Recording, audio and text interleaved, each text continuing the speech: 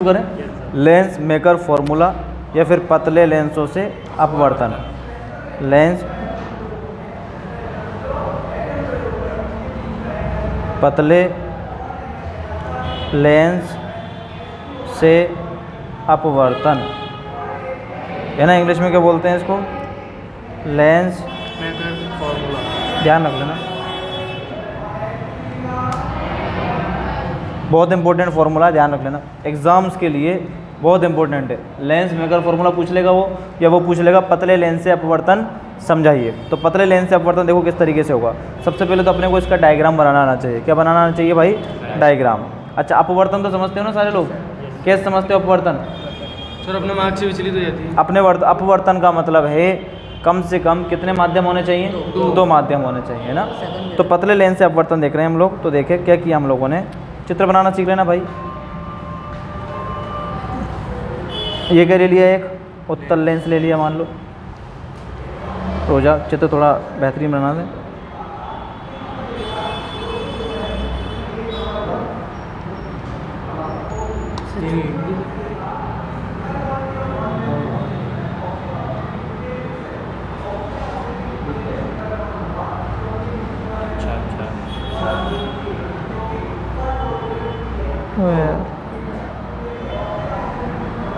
देखो भाई, देखो पतले लेंस से अपवर्तन है ना, ये बना रहे हैं अपन लेंस।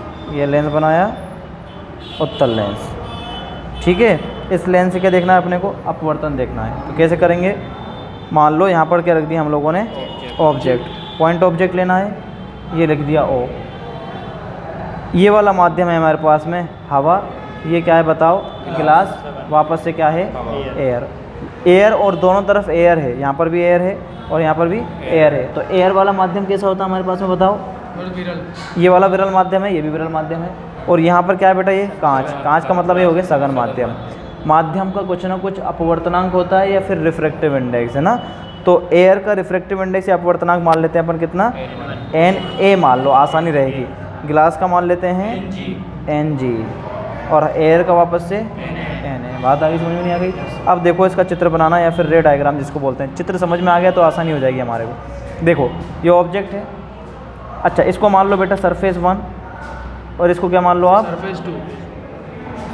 सरफेस 1 की कुछ ना कुछ रेडियस होगी, उसकी त्रिज्या मान लो R1 और इसकी त्रिज्या मान लो R2। ठीक है साहब। अब सुनो, ऑब्जेक्ट से रेज निकलेंगी, ये किरण निकली निकली निकली निकली, ये कहाँ पर टकराएगी बोलो? सरफेस 1 पर टकराएगी। जब किरण विरल माध्यम से सघन माध्यम में जाती है तो किधर मुड़ जाती है बताओ? अभिलंब। यानी ये रे जाने के चाहिए थी इस तरीके से, और अभिलंब कैसे बनेगा बताओ? इसका कुछ ऐसे बनेगा, यानी ये वाली किरण जानी चाहिए थी ऐसे, तो ये किधर मुड़ जाएगी बोलो? इसकी तरफ मुड़ जाएगी और यहाँ पर आकर के ये आई डैश बनाएगी। अच्छा एक बात बताओ, अभी हमने सरफेस 2 को इग्नोर कर दिया, क्या मान के चला? माना सरफेस 2 अभी नहीं है। सरफेस 2 नहीं है तो ये किरण सीधी गई, जानी चाहिए थी सीधी, तो कहाँ पर मुड़ गई है? यहाँ पर मुड़ गई। और पहले जो सरफेस है S1 से जो प्रतिबिंब बना वो कहाँ पर बना? आई डैश बना। क्लियर है? अब लेते हैं सरफेस 2, लेकिन सरफेस 2 हमारे पास में है। सरफेस 2 है तो किरण क्या करेगी बताओ? ये बना दिया मैंने अभिलंब। अब देखो, जब प्रकाश की किरण Ng माध्यम से Na माध्यम में जा रही है, यानी सघन से किस में जा रही है? विरल में। सघन से विरल जाएगी तो अभिलंब से दूर हो जाएगी, यानी पहले ये दूर है, अब और दूर हो जाएगी, यानी कहाँ पर आके मिलेगी? और जहाँ पर आएगी वहाँ पर अपना असली प्रतिबिंब बनेगा। तो ये डायग्राम है। डायग्राम भाई सबको समझ आना चाहिए कि डायग्राम हम लोगों ने किस तरीके से बनाया है। डायग्राम समझ में आ गया तो अपना का आधे से ज़्यादा काम क्लियर। बात आ गई भाई? समझ में नहीं आ गई? क्लियर है? ये ऑब्जेक्ट है। ऑब्जेक्ट की दूरी को मान लेते हैं अपन, कितनी बताओ? कितनी लेते हैं भाई? यू ले लो। प्रतिबिंब की दूरी कितनी आती है? और ये वाली क्या ले लो?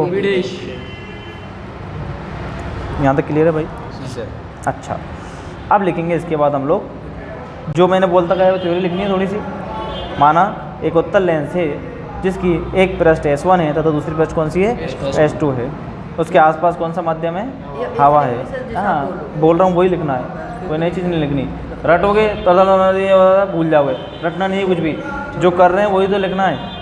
समझ में आई बात? नहीं तो ये माध्यम है। फिर क्या लिखेंगे? माना एक ऑब्जेक्ट जो उत्तल लेंस से u दूरी पर स्थित है, जब किरण आपतित होती है सरफेस पृष्ठ 1 के ऊपर, तो ये अभिलंब से किधर हो जाती है, अभिलंब की तरफ हो जाती है। माना सरफेस 2 इस टाइम अनुपस्थित है, तो उसका प्रथम पृष्ठ से बनने वाला प्रतिबिंब कौन सा होगा, आई डैश होगा। और प्रथम पृष्ठ से जो प्रतिबिंब बनता है वो दूसरे के लिए किसका काम करता है, बिंब का कार्य करता है। ये लिख देंगे, नहीं लिखेंगे। अब बेटा इसमें सूत्र काम में आएगा जो हमने पहले पढ़ा है, अपवर्तन का सूत्र सर, याद है आपको? n2/v - n1/u। सूत्र ध्यान रखें, देखो कौन सा सूत्र है भाई, ये वाला है।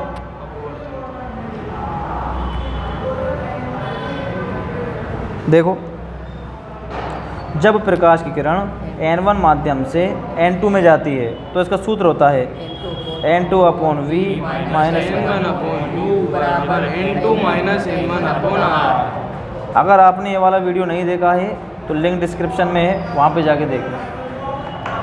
बात आगे समझ में नहीं आ गई भाई? ये फॉर्मूला आपको याद होना चाहिए।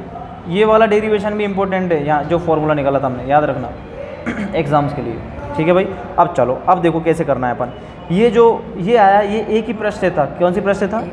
एक ही पृष्ठ से अपवर्तन का सूत्र। अब क्या करेंगे अपन, अपने एक तो सरफेस 1 से निकालेंगे ये वाला सूत्र लगा के, प्लस सरफेस 2 का निकालेंगे, दोनों को जोड़ देंगे तो किसके लिए निकल जाएगा, वो लेंस के लिए निकल जाएगा। तो देखें सरफेस 1 के लिए अगर हम बात करें तो सरफेस 1 के लिए बताओ प्रकाश कहाँ से जा रहा है, NA से NG में, यानी सरफेस 1 के लिए कहाँ से जा रहा है प्रकाश, NA से NG। सूत्र क्या है भाई, n2/v minus n1/u is equal to n2 minus n1/r। अब देखो n1 तो ये होगा और यहाँ पर n2 ये होगा, तो n2 की जगह तो क्या लिखूंगा मैं, ng अपॉन में v minus n/u is equal to ng minus n upon में, पहले की त्रिज्या r1 है तो r1 लिख दिया। अब सुनो, ng पहले से जो इमेज बनी है वो कहाँ पर बनी है बताओ, आई डैश, तो यानी कितनी डिस्टेंस पर है, v डैश। तो यहाँ पर क्या लिखूंगा मैं, v डैश। पहले के लिए प्रतिबिंब कौन सा है, u, तो मैंने u लिख दिया, और ng माइनस n है कौन, r1। इसको क्या दे देंगे हम लोग, इक्वेशन नंबर 1। सेम इसी तरह किसके लिए निकालेंगे बताओ आगे, S2 के लिए निकालेंगे, रुक जाओ, S2 के लिए बताओ ng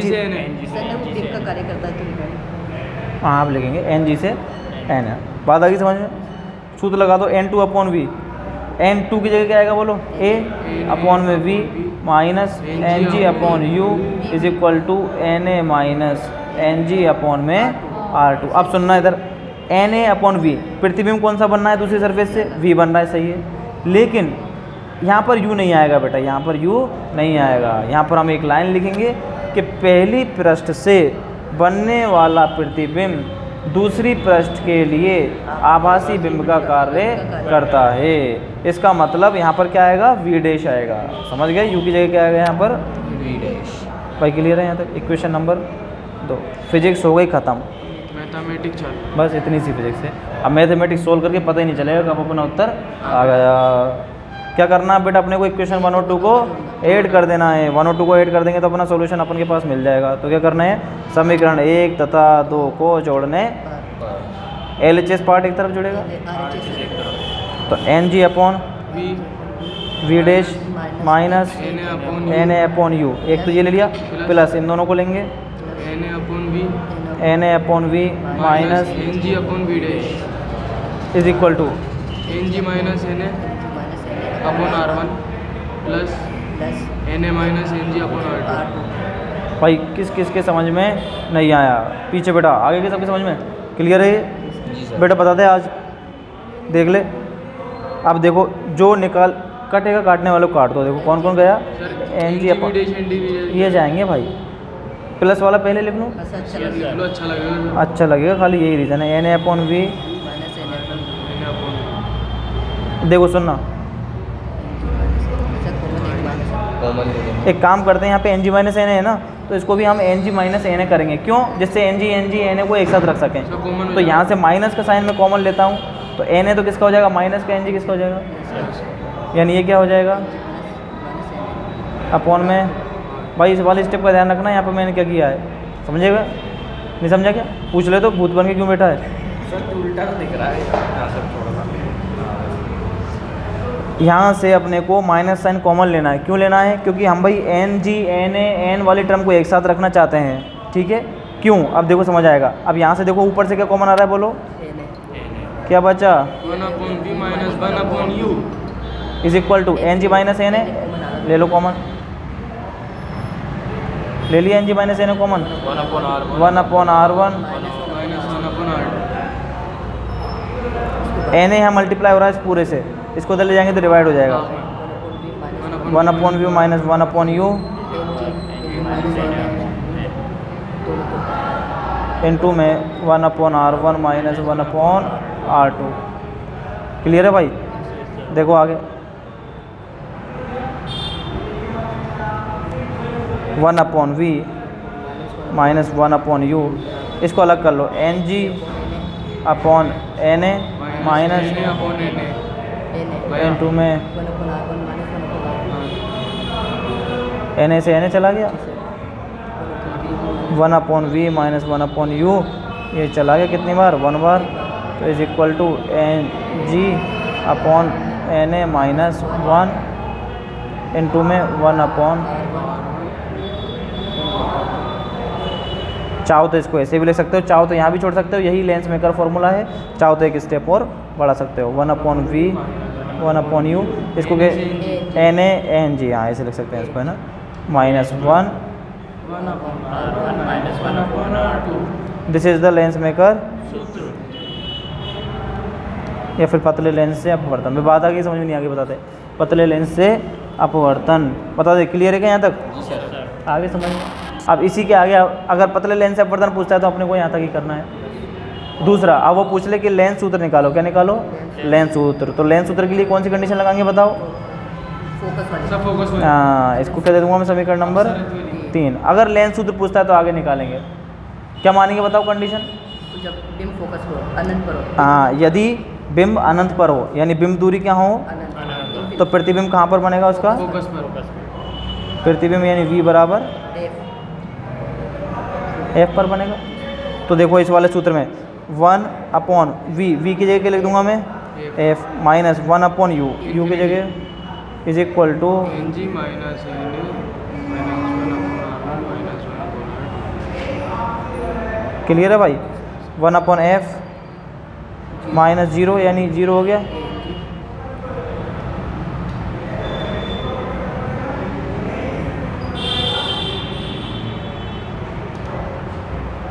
बताओ क्लियर है यहाँ तक। अब इक्वेशन नंबर कौन कौन सी, थर्ड और फोर्थ, इन दोनों क्या करें, कंपेयर। तो इनका देखो RHS पार्ट तो क्या है बेटा, सेम है, RHS पार्ट सेम है इन दोनों का, तो LHS क्या होगा, बराबर, इसका मतलब LHS बराबर होगा, इसका मतलब 3 तथा 4 से क्या लिख सकते हैं हम लोग, 1/f बराबर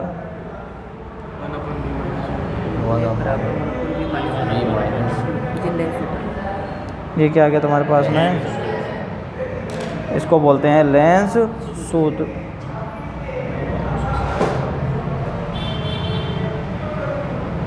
भाई क्लियर है क्या ये कहलाएगा लेंस सूत्र। क्लियर है भाई, क्या करा है, डायग्राम देखना है आपको खाली, बस ये कहानी खत्म। ठीक है भाई, इंपॉर्टेंट है। अब रे ऑप्टिक्स के सारे डेरिवेशन लगभग पूरे अपलोड किए जा चुके हैं। इसमें आपको किस पे फोकस करना है, लेंस मेकर फॉर्मूला, संयुक्त सूक्ष्मदर्शी और सरल सूक्ष्मदर्शी और खगोलीय दूरदर्शी और एक प्रिज्म, बस ये डेरिवेशन तो इसके अंदर इंपॉर्टेंट है ही है।